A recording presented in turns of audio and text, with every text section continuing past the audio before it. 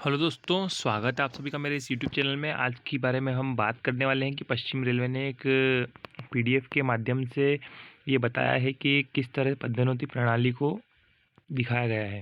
इस पूरे पीडीएफ में ये जून 2025 का पीडीएफ है दोस्तों। इसमें बताया गया है कि पदोन्नति प्रणाली किस तरह से होती है। तो आप जिस भी डिपार्टमेंट में हो, इस वीडियो के डिस्क्रिप्शन में ये पीडीएफ डाल दूंगा, तो आपको पता चल जाएगा कि आप किस तरह से प्रमोट हो पाएंगे। तो देखिए, शुरुआत में सब अधिकारी वर्ग के जो भी लेखन है वो है।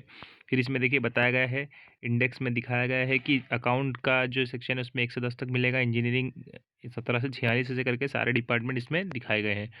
तो सबसे पहले हम बात करते हैं इंजीनियर हम चलते हैं इंजीनियरिंग डिपार्टमेंट में, क्योंकि हमारा रिलेशन इंजीनियरिंग डिपार्टमेंट से है।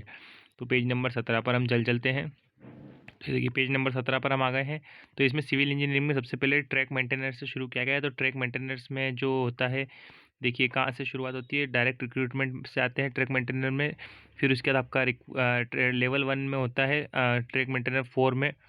ठीक है, डायरेक्ट रिक्रूटमेंट के थ्रू आप लेवल 4 में आते हैं डायरेक्ट, है ना, लेवल 1 में। तो ये जो 100% डायरेक्ट रिक्रूटमेंट से ही आते हैं इसमें, है ना। फिर उसके बाद आता है ट्रैक मेंटेनर 3 लेवल 2 में आप आते हैं 100% बाय सीनियोरिटी कम सुटेबिलिटी। ठीक है, आप सीनियोरिटी और सुटेबिलिटी के हिसाब से लेवल 2 में प्रमोट होंगे, है ना।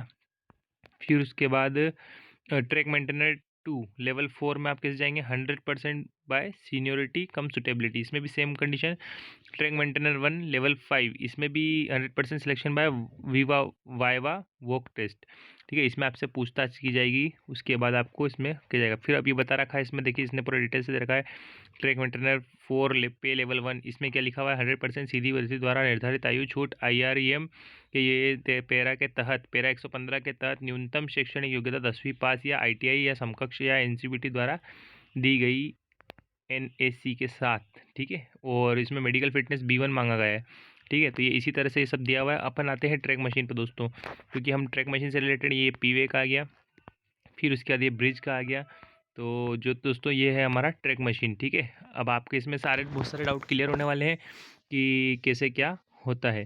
तो देखिए, अपना जो होता है इसमें 3 तरह से कोटा होते हैं। एक तो डायरेक्ट रिक्रूटमेंट ओपन कोटा, एक IA कोटा, एक PQ कोटा। ठीक है, फिर उसके बाद अब देखिए टेक्नीशियन 3 में किस तरह से भर्ती है। इसमें असिस्टेंट हेल्पर की बात नहीं बताई गई है।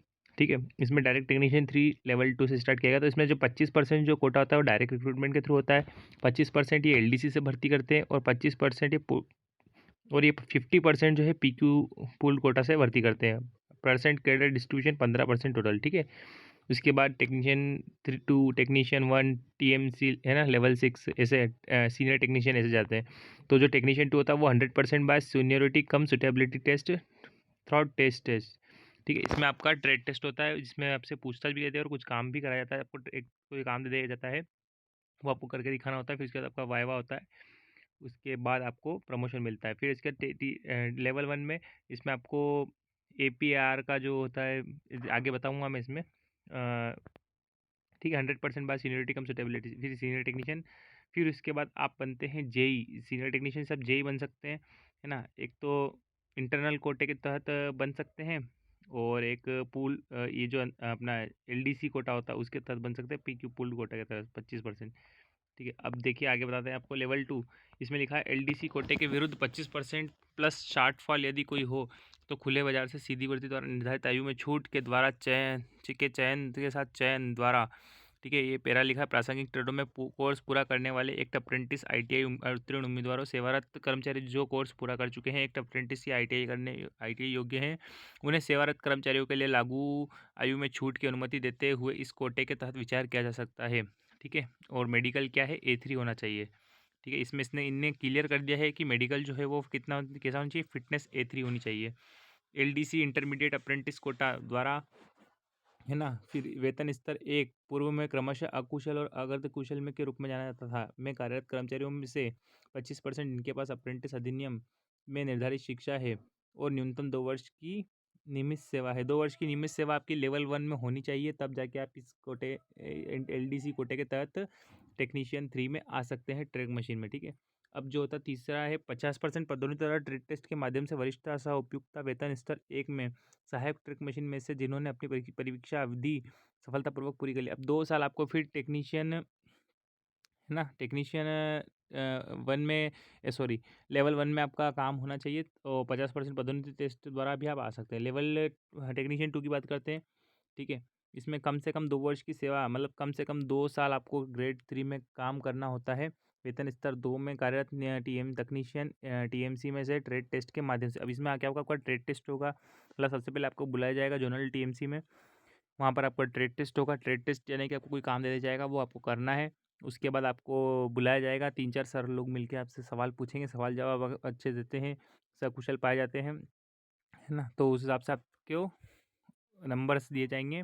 फिर उसके बाद उसमें वरिष्ठता भी देखी जाएगी, आपकी वरिष्ठता क्या है, के द्वारा आपको ग्रेड 2 बनाया जाएगा। फिर लेवल 1 में कम से कम 2 साल की लेवल 2 कम लेवल 1 मतलब सॉरी टेक्नीशियन ग्रेड 1 में आपको जन बनने के लिए टेक्नीशियन ग्रेड 2 में कम से कम 2 साल की सेवा, वेतन स्तर 4 में है, कार्यरत टेक्नीशियन टीएमसी में से वरिष्ठता सह उपयुक्तता। इसमें आपका क्या होता है, एपीआर का आकलन होता है। एपीआर वो होता है जो आपका हर साल एक आपके रिपोर्टिंग ऑफिसर द्वारा जारी किया जाता है, यानी कि आप जो डिपो इंचार्ज और एईएन होते हैं, उनके द्वारा आपकी साल की जो कार्यशैली है, जो भी आपने काम किया है, सीनियर के साथ आपका व्यवहार कैसा है, काम में आप कैसे हो, आपकी खूबी क्या है, वो सब उसमें दिया जाता है। उसके अकॉर्डिंग आपको नंबर्स या दिए जाते हैं, ग्रेडिंग दी जाती है। तो उसके अकॉर्डिंग एपीआर के आकलन द्वारा आपका ये ग्रेड 1 में प्रमोशन होता है। सीनियर टेक्नीशियन में क्या होता है, सीनियर टेक्नीशियन बनने के लिए कम से कम 2 साल आपको ग्रेड 1 में होना चाहिए, ठीक है? टेक्नीशियन टीएमसी में, है ना? के आकलन के अनुसार वरिष्ठता से उपयुक्तता, इसमें भी आपको वरिष्ठता मतलब सीनियरिटी के आधार पर बनाया जाएगा, ठीक है? अब इसमें देखिए कैसा है, कैडर स्ट्रक्चर क्या दिया हुआ है। टेक्नीशियन ग्रेड 3 में 15% कर्मचारी, टेक्नीशियन ग्रेड 2 में 8%, टेक्नीशियन ग्रेड 1 में 51% और सीनियर टेक्नीशियन में 26% कर्मचारी मांगे गए हैं दोस्तों। तो ठीक है, ये अपना हो गया ट्रैक मशीन। अगर आपको वीडियो पसंद आए जरूर से लाइक करो और चैनल को सब्सक्राइब करना बिल्कुल ना भूलें। मिलते हैं दोस्तों नेक्स्ट वीडियो में।